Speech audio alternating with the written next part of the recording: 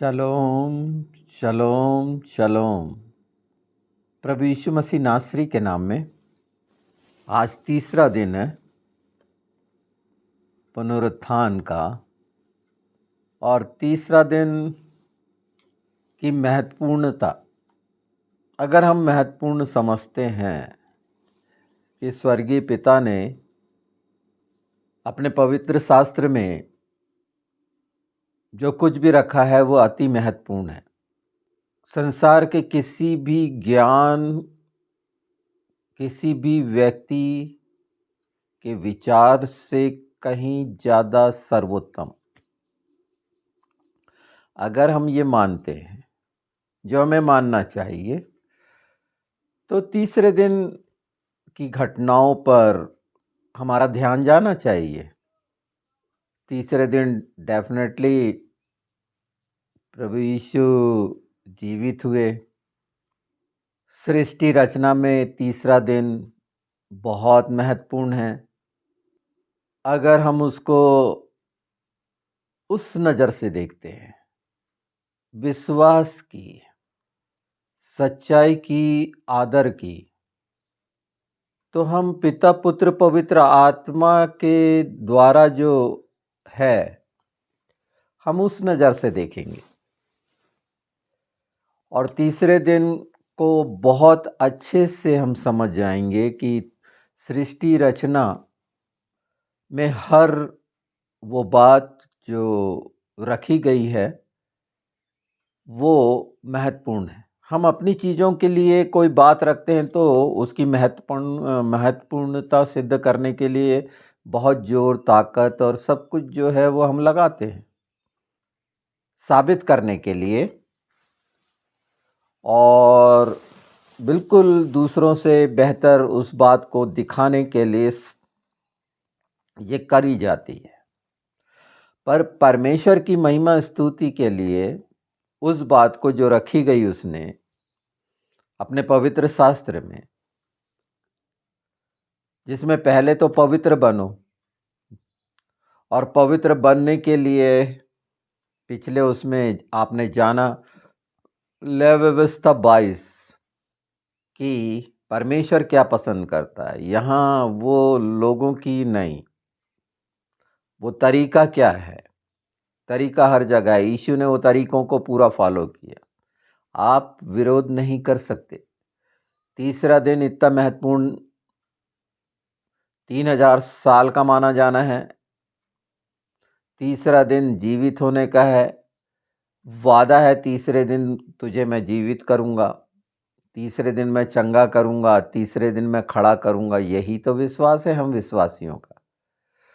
तो मैं विश्वासियों की बात कर रहा हूँ जो सचमुच में विश्वास करते हैं, भ्रम में पड़े हुए और वाद विवाद में उलझे हुए और रीति रिवाजों में पड़े हुए अपने अपने पंथों की, मैं उन्हें पंथ कहूँगा, जो क्रिश्चियन तो कहलाते हैं पर वो पंथ हैं, ऐसे कल्ट हैं जो आ गए हैं और अपनी अपनी विचारधारा को बताते हैं, पर उस सच्चाई से इनकार नहीं कर सकते कि तीसरे दिन परमेश्वर ने सृष्टि रचना में क्या काम किया था। वो सब है वहाँ जो भी आवश्यक था सृष्टि में सुंदरता के लिए। उसी से फूल, फल, पेड़, पौधे, हरियाली, ये सब इस पृथ्वी पर आई जो हम देखते हैं। सौंदर्य का एक विशेष हिस्सा और सबसे खूबसूरत बात है, परमेश्वर ने तीसरे दिन में को 2 बार अच्छा कहा। अब साधारण तरीके से अगर इस अच्छे को आप दो की महत्वपूर्णता नहीं समझ पा रहे हैं, आपके हृदय, मन, प्राण में जगह नहीं हो रही इस खूबसूरत काम की, अच्छा कहने की, ज्ञान के हिसाब से नहीं कि आपने जान लिया कि 2 बार अच्छा कहा। हाँ, अगर आप जिज्ञासु हो तो फिर शुरू करेंगे कि कितनी बार अच्छा कहा, कहाँ अच्छा कहा, कहाँ अच्छा नहीं कहा। ये तो अपनी पहचान की है, पर शुरू हो रही है, पैदा हो रही है, जन्म हो रहा है इन सारी चीज़ों का बीज, और वो सारी छोटी-छोटी सी चीज़ें जो परमेश्वर ने चाहीं, जो भली हैं। उस समय ऊँट कटारे नहीं थे, यहाँ कोई उल्लेख नहीं है, वो पाप के बाद का है, जो लोगों के विवादी होते हैं ना, डिबेट्स करने वाले, उनका। यहाँ सीधे-सीधे हम उस बात पर बात कर रहे हैं कि ये चीज़ें जो तीसरे दिन की है, अगर आप पहला दिन, दूसरा दिन, तीसरा दिन, तो 40 दिन समझ जाएँगे, क्योंकि 40 दिन दिखे थे ना जीवित होने के बाद प्रभु यीशु इस पृथ्वी पर, और क्या-क्या करे थे। तीसरे दिन का तीसरा जो आश्चर्य कर्म था, वो प्रभु का क्या था? क्यों महत्वपूर्ण है? ये इन बातों को मैं आपके सामने इसीलिए रख रहा हूँ कि हर वो बात की महत्वपूर्णता पवित्र आत्मा आपको और भी उस दिशा में, जो प्रेम कहलाता है, उसमें मजबूत करने की दिशा में बढ़ाने के लिए है ये, कि मैं जिससे प्रेम करता हूँ वो कितना महान है। उसकी बड़ाई और प्रशंसा और महिमा स्तुति कैसे आत्मा और सच्चाई से होना चाहिए, तो वो हमारे अगर हृदय मन प्राण में है ये सच्चाई, तो हम पूरी ताकत से, ये सच्चाई मिली है तो लगाएंगे, सच्चाई नहीं मिली तो पूरी ताकत से प्रेम करने वाला सवाल ही पैदा नहीं होता, टाल मटोल वाला काम होगा। तीसरे दिन, तीसरे महीने हम, क्या होता है तीसरे दिन, कैसे गर्भ धारण की अवस्था होती है, वो सारा कुछ जो ठहराया गया, और तीसरे महीने में अंग और मांस और हड्डियां, ये सब का निर्माण होता है। पूरा वैसा ही है। ये जो बताया जा रहा है ज्ञान के हिसाब से नहीं है, परमेश्वर ने जो रखा है हर चीज को इसी क्रम में रखा है, इसीलिए बताया जा रहा है। आज के समय में जब परमेश्वर चाहता है कि पवित्र बनो, यीशु कहता है मुर्दों को अपने मुर्दे गाड़ने दो, जो अपने मरे हुए हैं, और उन चीज़ों को, क्योंकि ये अलग होने का भी समय है, और अ, जो नाशी होना चाहता है उसके लिए कोई उपाय नहीं है। जो अपने रीति रिवाजों में फंसा हुआ, कट्टरता और ढिठाई का आत्मा जिसके अंदर है, उसके लिए कुछ नहीं है। ये बात पवित्र आत्मा के द्वारा उन लोगों के लिए सामने मैं रख रहा हूँ, जो सचमुच में परमेश्वर के पवित्र वचन की सच्चाई को जानने के लिए उनका मन प्राण, उनकी भूख प्यास है, तो निश्चित उनके कानों में जाएगी, वो ग्रहण करेंगे, उनको भोजन मिलेगा। और जिनके अंदर ढिठाई है, वो सिर्फ मनोरंजन के लिए देख रहे हैं, तो उनके लिए कुछ भी नहीं है, वो बेस्वादा होगा। वो ये वचन, ये सच्चाइयाँ जिस बात के लिए प्रेरित कर रही हैं, जो ये प्रेरणा मिल रही है, उससे वो वंचित होंगे।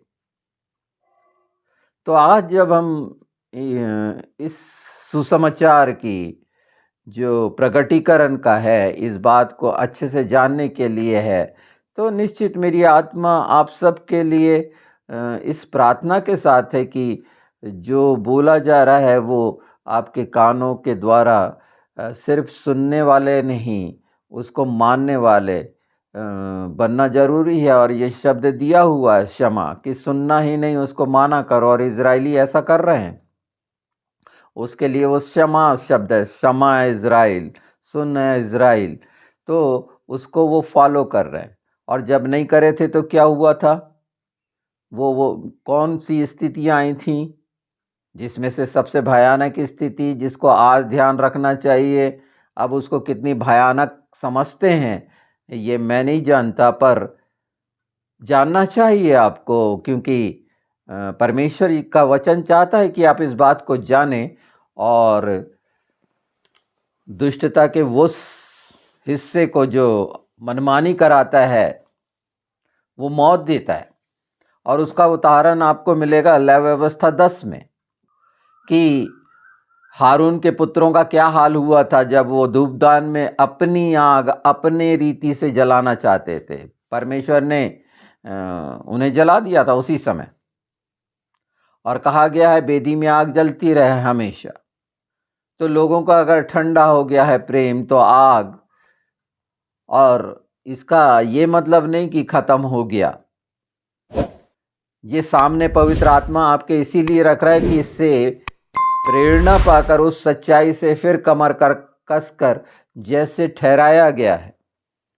नहीं तो उसके सामने पवित्र बने रहने के लिए आवश्यक है उसके कमांडमेंट, ये मैं बता रहा था, उसमें अटैच हो जाना, एक टीम बन जाना। ये कमांड का मतलब है जो जो लिखा हुआ है ज़ाइन और वाव, जो अलग कर देता है और जोड़ देता है, ये दोनों हिस्से हैं। ज़ाइन वो हथियार कुल्हाड़ी को दिखाता है जो अलग करता है, वाव कनेक्टिंग करता है, अटैच करता है। इसीलिए मिज़ो बना है। वो कमांडमेंट अगर कमांडर के अधीनता में है, महायाजक के अधीनता में हैं, उसके साथ हैं, तो वो सब बातें हैं।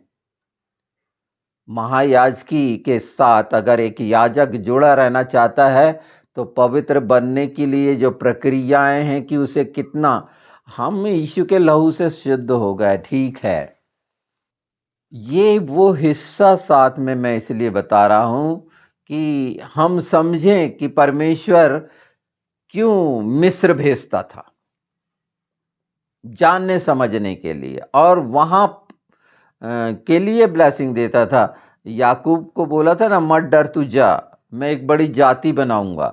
यूसुफ को भेजा और वहाँ पर, और इसके अलावा उस बात को पूरा प्रभु यीशु में पूरी हुई। वो बात जो प्रभु यीशु में पूरी हुई है वो महत्वपूर्ण है ना।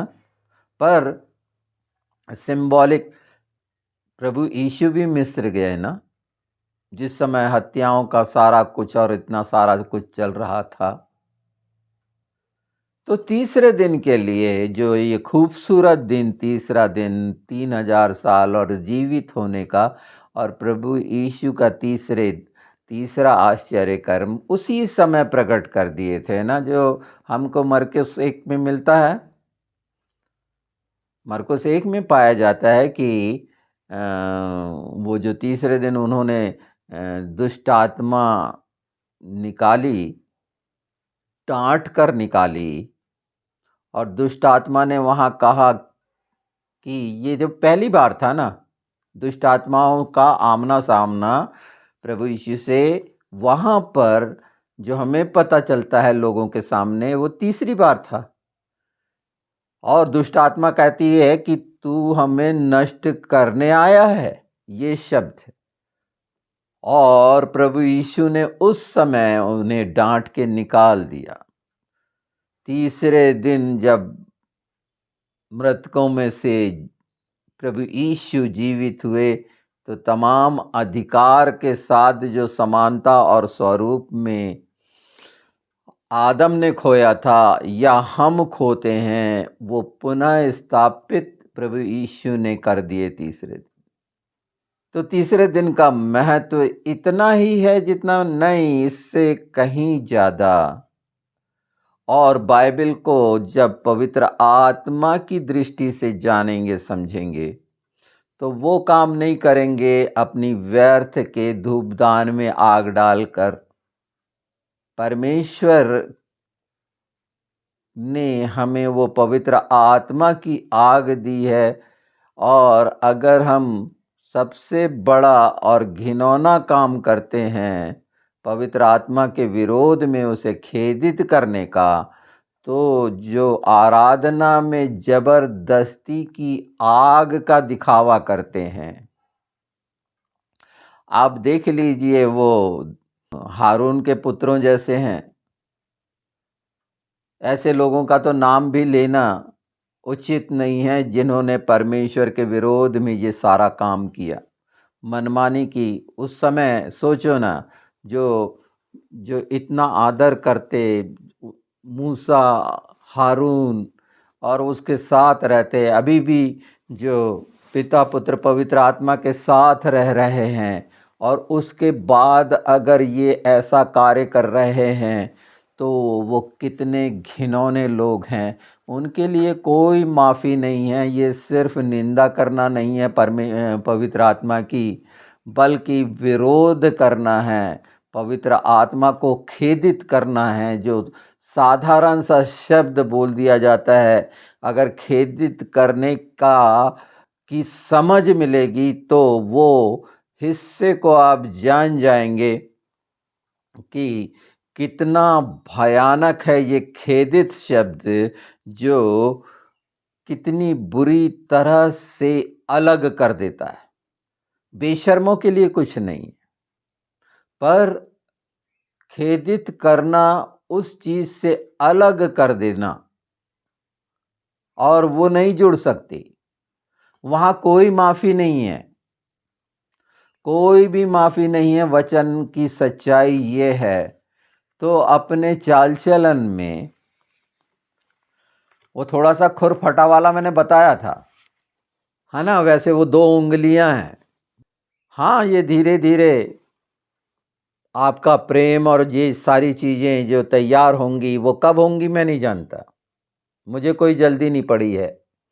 पर जितने सुनने वाले हैं, अनंत जीवन सत्य प्रकाश को देखने वाले, जो अनंत जीवन की कामना रखते हैं और ये सत्य के प्रकाश को निरंतर निरंतर जान रहे हैं स्पष्ट और साफ साफ, उसके बाद भी अगर कहीं पर रुके हुए हैं तो वो भी जान लें, समझ लें। हाँ, मैं रुका हुआ हूँ, आप लोगों का इंतज़ार कर रहा हूँ। हर चीज़ का एक टाइम होता है, और जो बात मुझे कहनी थी, बतानी थी, करने के लिए, वो मैंने बता चुका है कि उस धर्मादेश बोलूँगा मैं, वैसे कमांडमेंट को धर्मादेश कहा गया है। हाँ, ये लॉ जो 613 हैं, जब ऐसा मौका मिलेगा तो उनके कितने भाग हैं और वो कौन से हैं जो मनुष्य के लिए रखे गए हैं, कौन सा है जो मनुष्य कर ही नहीं सकते, ये सब हैं। पर प्रभु यीशु की जो आज्ञा है, वो जो सारी पूरी करती हैं, वो इतनी सरल है कि वो 613 पूरी हो जाती हैं। हाँ, लालसा और चालाकी और छल कपट के साथ अगर कुछ दिमाग में है और हम अपने कार्यों से वो कर रहे हैं, तो ऐसों के लिए कुछ नहीं है। वो सिर्फ दिखावे वाला धूपदानी में आग डालकर परमेश्वर के सामने आराधना कर रहे हैं, और ऐसे लोग बिल्कुल जैसे परमेश्वर सारी चीज़ें देख रहा है, तो हमें लग रहा है दुष्टता के साथ पवित्र आत्मा की आग का हम जो इनकार कर रहे हैं। मैं कितनी बार बोला कि ये पवित्र आत्मा की आग के अभिषेक का समय है, सिर्फ यही। और जाग जाओ, उन बातों को छोड़ो, अपने आप को पहचान लो। वचन की सच्चाई इतनी स्पष्ट है और साफ है कि तीसरा दिन आपको क्या करना है। बाइबल में ढूंढ करेंगे बहुत सी बात, इसके अलावा इससे भी सुंदर बातें आप जानेंगे, पवित्र आत्मा के साथ उसे पहचानेंगे। और कहा गया है कि हर दिन आनंदित रहने के लिए, सदा आनंदित रहने के लिए, खुश रहने, पर सतर्क रहने के लिए, गंभीर रहने के लिए है। जिसका हम आदर करते हैं, जो पहला स्थान देते हैं, और जब हम उसकी बात करते हैं तो ये हंसी ठिठोली नहीं है, ये ठट्टे और ये जो करते हैं वो काम नहीं है। यहाँ मैं वो लुभावने वाली बात कर कर एक एक एक ढोंग करूं आपके सामने बैठ के, जो मैं बिल्कुल आत्मा में खुश हूँ। हो सकता है आप गंभीर लग रहा हूँ, तो क्या हंसमुख होकर बोलना बहुत है? मेरे हंसमुख चेहरे से आपका कोई फायदा नहीं होगा। हाँ, मैं हमेशा खुश रहता हूँ, हँसता रहता हूँ, पर प्रभु के लिए जो गंभीर बातें हैं वो आत्मा के लिए हैं, और वो मुझे सच्चाई से बोलनी है, क्योंकि उसका जवाब देना है, क्योंकि मैं मानता हूँ मेरा प्रभु जीवित हुआ है और वो सब कुछ देख रहा और जान रहा, समझ रहा है, और मेरे प्रत्येक शब्द उसके सामने हैं। और जो ये मानता ही नहीं कि न्याय होने वाला है, वो कुछ भी करेगा।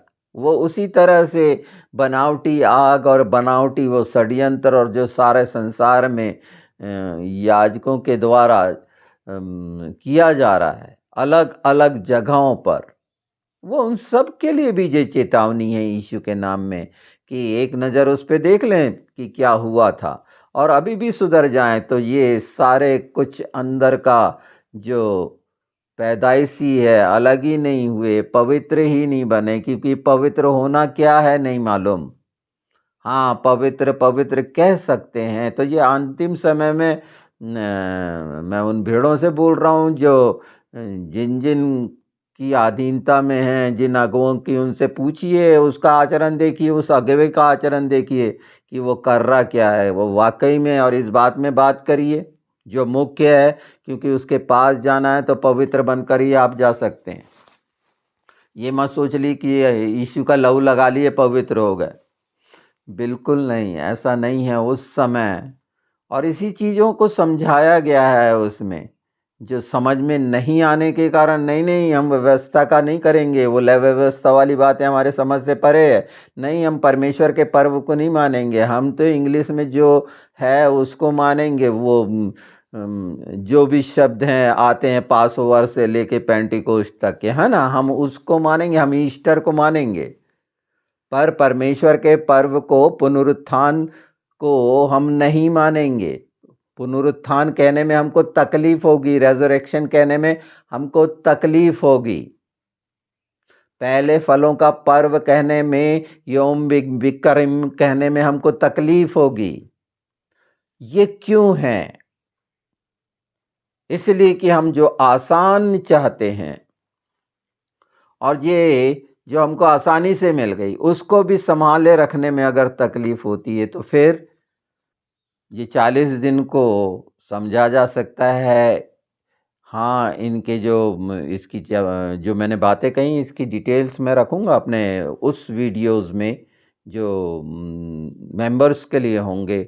यहाँ तो मैं सिर्फ़ भूमिका रख रहा हूँ और आपको आगाह कर रहा हूँ और उन लोगों से पूछिए आप जिसकी अगुवाई में आप काम करते हैं, ये प्रभु का आराधना करते हैं। बिल्कुल ये हक है आपका और उनको भी मालूम होना चाहिए जो अभी तक लुभावनी और हाँ, तो उसमें से अगर निकलना चाहते हैं तो ये तो स्वतंत्र हैं आपको मैं आपको आदेश नहीं दे रहा हूँ पर पवित्र शास्त्र सीधे-सीधे कमांड में आपको आदेश दे रहा है।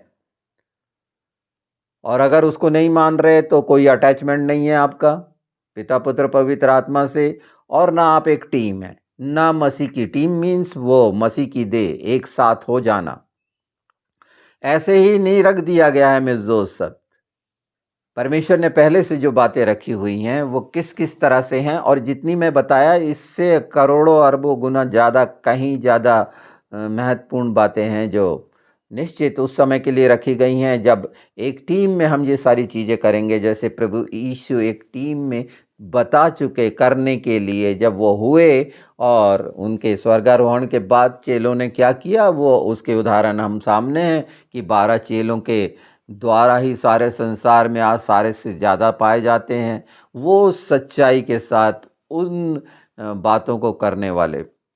मैं सबका नहीं बोलूँगा, पर जो कर रहे हैं क्योंकि गेहूँ और ये सब कुछ फटका जाना है नाश के सूपे से और अलग भी होना है, वो घुन अलग होना है। तो ये भी बात समझ में आ जाएगी कि क्यों पवित्र शास्त्र में प्रकाशित वाक्य में 1 दिनार का एक सेर गेहूँ बोला गया है और 1 दिनार का 3 सेर जौ क्यों बोला गया है? क्या है ये मतलब? हर चीज़ जो परमेश्वर ने रखी है, ये सब बहुत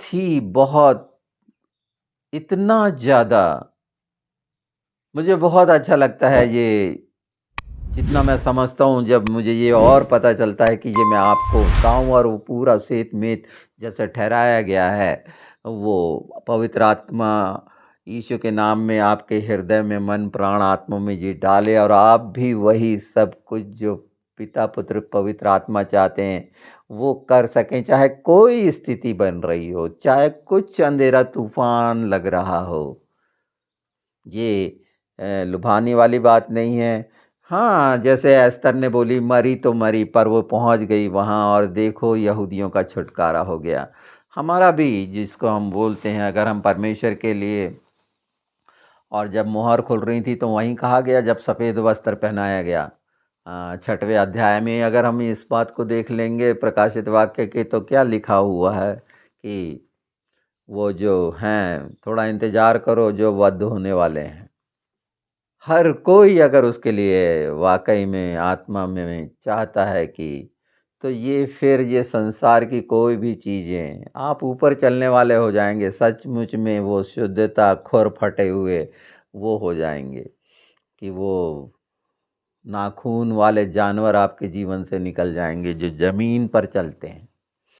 तो आज के ये खूबसूरत दिन में जो तीसरा दिन है इसकी समझ और उसमें जो अनुग्रह ठहराया गया है कि वो अनुग्रह उस धार्मिकता का प्रकाश तीसरे दिन का कि आप जो उद्धार पाए हो वो जलती हुई मशाल सचमुच में वो पवित्र आत्मा की आग के द्वारा हो, ना कि कृत्रिम आग पैदा करके वातावरण पैदा करके। तो मैं बार बार बोल रहा हूँ लिविटिकस 10 बिल्कुल देख लेना कि क्या परिणाम हो रहे हैं ये जो दिखावटी आग पैदा करके आकर्षण पैदा कर रहे हैं। तो बचना इन बातों से। और तीसरा दिन बहुत महत्वपूर्ण है हर बात के लिए और वो इसीलिए भी है कि अब वो समय करीब आ रहा है जब पृथ्वी आग उगलेगी सब तरफ से। जैसे पहली बार जल प्रलय में हर जगह से ऊपर से भी जल प्रलय, समुद्र से के अंदर से भी झीर फूटे और सारा कुछ वो ही सब हो रहा है अब।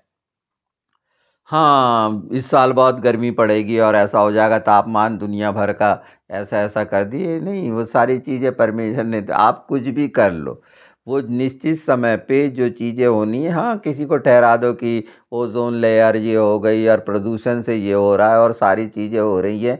तो प्रदूषित करना क्या है? वही तो है सारा कुछ। और चाहे फिर कितनी गर्मी हो, चाहे सूर्य का तेज 7 गुना भी हो तो पवित्र शास्त्र विश्वासियों के लिए कहती है वो नुकसान नहीं पहुंचा सकता, वो कोई रोग नहीं ला सकता। और उसके लिए सतर्क रहना ज़रूरी है। ऐसा बोलने से नहीं हो जाएगा। हमारे जीवनों के काम वाकई में सच्चाई और ईमानदारी से अपने आप को जांचे पहचाने और आपका जो परमेश्वर ने अपना प्रेम बेटे के द्वारा प्रकट किया है वो सच्चाई से आपके जीवन से प्रकाशित हो कि आप भी सच्चे रहें और जिसके लिए आप विचार रहते रखते हैं उसको भी वो सच्चाई से वो सामर्थ्य जो परमेश्वर की है वो मिले, उसके जीवन में भी काम हो सामने वाले का। क्योंकि अगर जहाँ हम खड़े हैं और हमारे आसपास जो है चीज़ें हैं अगर वो हमारे जीवन से प्रभावित नहीं होती तो फिर क्या फ़ायदा। परमेश्वर ने कहा उजाला हो, उजाला हो गया, सारी पृथ्वी पर उजाला आ गया। आप पृथ्वी के नमक हैं। जब सब जगह उजाला है तो आप में उजाला क्यों नहीं? आप भी तो उसके एक अंग हैं। हम साफ-साफ पृथ्वी में उजाला देखते हैं। क्या सिर्फ पृथ्वी को देखते रहते हैं या पेड़-पौधे और हर जगह उजाला है? तो ये बात जो तीसरे दिन पैदा करने की है वो आपका उजाला फैले, चमके और वो धार्मिकता में है पूरी और उस सच्चाई को धार्मिकता मतलब उस कमांडमेंट में। और कमांडमेंट का वाचक से भी मतलब है, प्रॉमिस से भी मतलब है और शुरू से बांधी गई है। नमक से पहले बांधी गई, खून से बांधी गई और सच्चाई और उसके बाद भी अगर हम ज़बरदस्ती में इधर-उधर किसी मनुष्य पर आश्रित होकर हाथ-पैर मार रहे हैं, इस सब के बावजूद भी, तो लज्जित होने का मतलब है मर जाना, नाश हो जाना। दुष्ट यही चाहता है और यीशु इसीलिए तो आए कि हम बच जाएँ।